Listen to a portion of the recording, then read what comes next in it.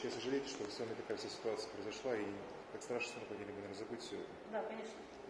И я думаю, что это вообще, это ненормальная такая ситуация, когда такой суд военный за какие-то комментарии ВКонтакте, которые, в принципе, и не несут никакой смысловой нагрузки и угрозы тем более.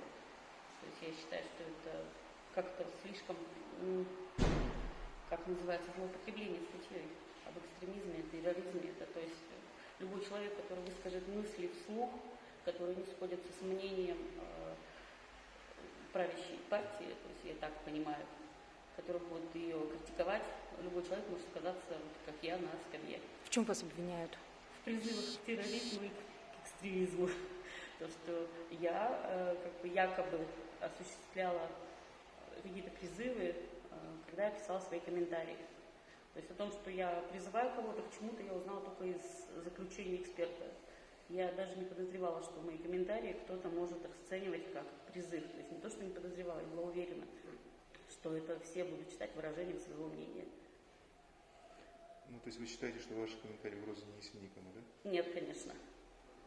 А вы в последнем слове уже сказали? Да, уже было. Какая основная мысль? У меня тут основная мысль, что я никого ни к чему не призывала, у меня не было умысла, у меня не было смысла, у меня не было вообще мотива, то есть у меня нет никаких подоплек, чтобы какие-то призывы где-то комментировать. То есть я просто выражаю свое мнение, возможно, да, в резкой радикальной форме, возможно, агрессивной, но так получилось. Такие комментарии получились злые.